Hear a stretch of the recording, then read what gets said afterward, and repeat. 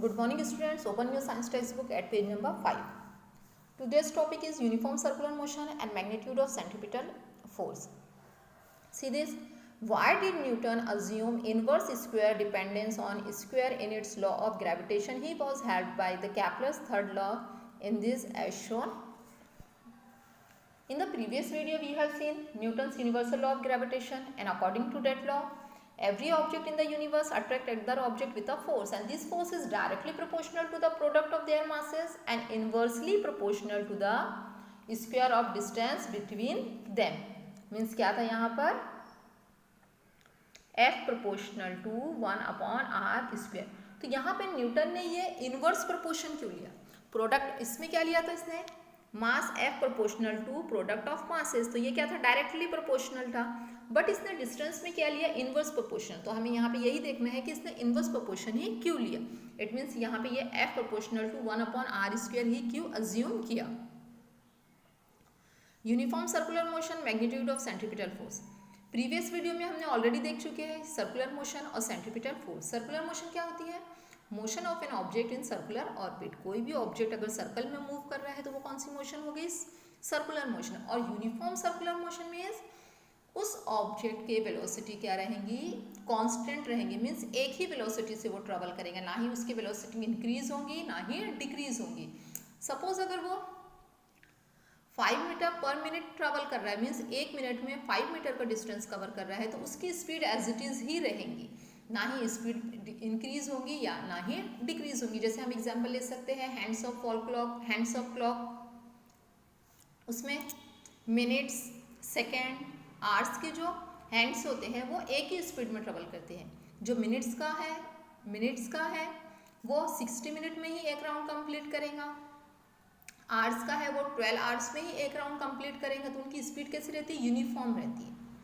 और centripetal force means the force that is acted towards the centre. वो force जो centre से act करती है वो कौन सी फोर्स है? Centripetal force.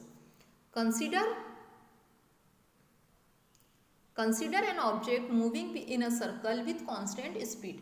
एक ऑब्जेक्ट है जो सर्कल में मूव हो रहा है और इसकी स्पीड कैसी है? कांस्टेंट है. We have seen earlier that such a motion is possible only when object is constantly acted upon by a force directed towards the center of circle. और ये किसकी वजह से पॉसिबल है? ऑब्जेक्ट सर्कुलर मोशन में circular object में move हो रहा है, सर्कल में मूव हो रहा है. ये किसकी वजह से? This is because of centripetal force. अब यहाँ पे ये सर्कल है और ये ऑब्जेक्ट क्या है? यहाँ पे मूव हो रहा है. तो किसकी वजह से मूव हो रहा है? Centripetal force. जो कहाँ से अप्लाई हो रही है? सेंटर से फोर्स एक्ट कर रही है. This is called centripetal force. If m is the mass of object, v is its speed and r is the radius of circle, then it can be shown that this force is equal to m. Suppose हमारे पास जो object है उसका mass क्या है? m है.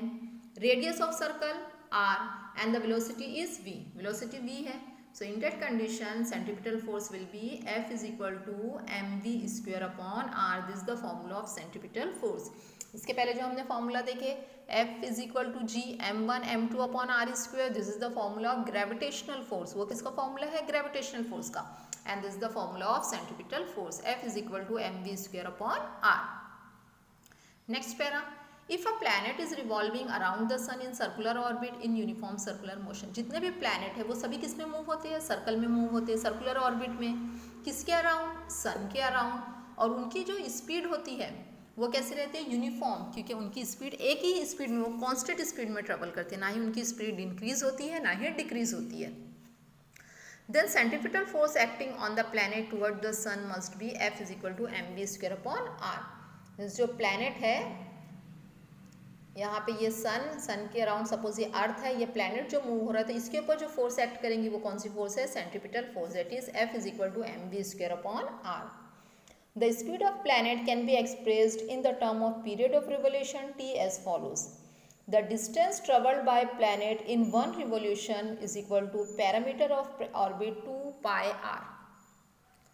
अब यहाँ पर ये अर्थ ने यहाँ से इस पॉइंट से क्या किया? स्टार्ट किया. इनिशियल पॉइंट ये है, ये मूव हो रहा है यहाँ पर, और एंड भी कहाँ हुआ इसका? सेम एक पॉइंट पे हुआ. इट मीन्स इसने एक राउंड कंप्लीट किया. This is called period. इसने एक राउंड कंप्लीट किया. इस एक राउंड को कंप्लीट करने में जितना भी टाइम लगेगा that will be period of revolution, that is T. Period of revolution क्या होता है? Time taken by the object to complete one revolution. एक राउंड कंप्लीट करने में ऑब्जेक्ट जो टाइम लेता है that is period of revolution, और इसको हमने किससे रिप्रेजेंट की है? टी से। सेकेंड, अर्थ ने एक राउंड कंप्लीट करने में कितना डिस्टेंस कवर किया? कितना डिस्टेंस कवर किया? सपोज अगर यहाँ पे ये लाइन के फॉर्म में रहता है इस टाइप से, तो हम यहाँ पे ये देखते हैं कि इसने कितना डिस्टेंस कवर किया, 1 मीटर 2 मीटर, बट ये किस में कवर कर रहा है? सर्कल में है। तो यहाँ पे सर्कल की ये जो बाउंड्री है इसकी लेंथ क्या होती है? 2 पाई आर, और इसे क्या बोला जाता है? सर्कमफेरेंस ऑफ सर्कल और perimeter of circle. You have already learn this in 8th standard. 8th standard में आपने यहाँ पढ़े होंगे circumference of circle. Circumference of circle क्या होता है? Length of boundary of circle. Circle की जो बाउंड्री होती है, एजेस होती है, उसकी लेंथ। तो सर्कल ने ये बाउंड्री का ही इतना, अर्थ ने इतना डिस्टेंस कवर किया, इट मीन्स क्या हुआ? 2 पाई आर। अभी हमारे पास फॉर्मूला है, velocity is equal to distance travelled upon time. कितना डिस्टेंस कवर किया? 2 पाई आर, और टाइम कितना लिया? टी। अब फॉर्मूला क्या है फोर्स का? F is equal to m v square upon r. इस फॉर्मूले में v की जगह हम क्या पुट करेंगे? 2 pi r upon T.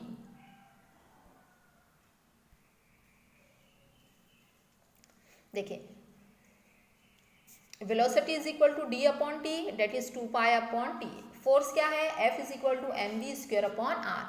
m as it is रहेगा, r एज इट इज रहेगा, और v की जगह क्या पुट किए? 2 pi r upon t whole square.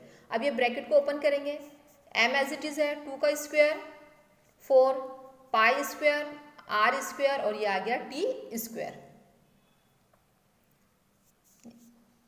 अब ये आ गया हमारे पास 4m pi square upon t square, और यहाँ पे ये जो r स्क्वायर था और नीचे r था, तो r से r कैंसिल हो गया, तो न्यूमरेटर में क्या बचा? r। इसमें हम क्या करेंगे? न्यूमरेटर और डिनोमिनेटर दोनों को आर स्क्वायर से मल्टीप्लाई कर दिया। आर स्क्वायर से मल्टीप्लाई न्यूमरेटर और denominator. 4m pi square as it is रहेगा। आर और आर स्क्वायर क्या बन गया? आर क्यूब, और डिनोमिनेटर में क्या बचा? R square into t. अब ये देखिए, r cube upon t square. हमने कैपलर्स लॉ में क्या देखे थे? T square upon r cube is equal to क्या होता है? के, मीन्स के अपॉन 1। सपोज करो ये के अपॉन 1 है, बट आपको यहाँ पे देखिए इनवर्स फॉर्म में गिवन है। कैपलर्स लॉ क्या है? T square upon r cube, but हमारे पास क्या? R cube upon t square. तो हम इसका इन्वर्स करेंगे तो क्या बन जाएगा? ये r cube upon t square is equal to 1 upon k. क्या बन गया? ये 1 अपॉन के। ये आ गया 1 अपॉन के। सो ये r cube upon t square, r cube upon t square की जगह क्या पुट की है? 1 अपॉन के। अब ये पूरा जो है 4m pi square upon k, this is the constant term. ये क्या बचा है? Constant term. हमारे पास क्या बचा? 1 upon r square. It means f proportional to 1 upon r square. ये कांस्टेंट टर्म है, कांस्टेंट की जगह क्या लिखा हमने? Proportional. So f proportional to 1 upon r square. यही हमें क्या करना था? प्रूफ करना था। Thus, the Newton conclude that the centripetal force, which is the force acting on the planet and is responsible for its circular motion, must be inversely proportional to the square of distance between the planet and sun. तो ये centripetal force है जिसकी वजह से object क्या है? Circular motion में है, और ये इन्वर्सली प्रोपोर्शनल किसके है? स्क्वायर पर, inversely proportional to the square of distance between sun and planet. Newton identified that this force with the force of gravity, और यही फोर्स क्या है? Force of gravity. ये जो ग्रेविटेशनल फोर्स है यही क्या है? Force of gravity. And hence postulated the inverse square law of gravitation. The gravitational force is much weaker than other forces in the nature. Nature में जितने भी फोर्सेस हैं उनके कंपैरिजन में अगर देखा जाए तो ग्रेविटेशनल फोर्स कैसी है? वीक फोर्स है, वीकर फोर्स है। But it controls the universe and decides its future. Weaker force होने के बाद भी ये क्या कर रही है? पूरे यूनिवर्स को कंट्रोल कर रही है, पूरे यूनिवर्स को कंट्रोल कर रही है। जितने भी ऑब्जेक्ट हैं, ग्रेविटेशनल फोर्स की वजह से जो जितने भी प्लैनेट्स हैं वो सन के अराउंड में मूव हो रहे हैं, सैटेलाइट है वो प्लैनेट्स के अराउंड में मूव हो रहे हैं। ये सभी किसकी वजह से हो रहा है? ग्रेविटेशनल फोर्स की वजह से। तो किसी भी ऑब्जेक्ट को अगर हम अपर डायरेक्शन में थ्रो करते हैं तो वो डाउनवर्ड डायरेक्शन में आ रहा है। किसकी वजह से आ रहा है? ये सब ग्रेविटेशनल फोर्स की वजह से। This is possible because that the huge masses of the planet, stars and other constituents of the universe. Use your brain power. Is there a gravitational force between two objects kept on the table or between you and your friends sitting to next to you? If yes, why don't the two move toward each other? Table के ऊपर अगर दो object रखे हुए हैं और उन दोनों ऑब्जेक्ट एक दूसरे को क्या कर रहे हैं, ग्रेविटेशनल फोर्स से एक दूसरे को अट्रैक्ट करें, बट ये दोनों भी ऑब्जेक्ट एक दूसरे की तरफ मूव हो गए क्या? आप और आपके फ्रेंड एक ही बेंच पर बैठे हुए, तो आप दोनों के बीच में भी ग्रेविटेशनल फोर्स है। कोई भी ऑब्जेक्ट, हमने अभी यहाँ देखा यूनिवर्स में जितने भी ऑब्जेक्ट है, हर ऑब्जेक्ट के बीच, दो ऑब्जेक्ट के बीच में क्या है, gravitational force. If yes, why don't the two moves towards each other? अगर दोनों के बीच में ग्रेविटेशनल फोर्स है तो दोनों भी ऑब्जेक्ट एक दूसरे की तरफ अट्रैक्ट करने हो। This is because of force of friction. ये किसकी वजह से होता है? Force of friction. Force of friction, आप और आपका फ्रेंड एक ही बेंच पर बैठे हुए, फिर भी आप दोनों एक दूसरे की तरफ अट्रैक्ट नहीं हो। ग्रेविटेशनल फोर्स तो है बट अट्रैक्ट नहीं हो, किसकी वजह से? This is because of force of friction applied by the bench. Bench क्या कर रहा है? आपके ऊपर फोर्स ऑफ फ्रिक्शन अप्लाई कर रहा है, जिसकी वजह से आप दोनों एक दूसरे की तरफ मूव नहीं करेंगे।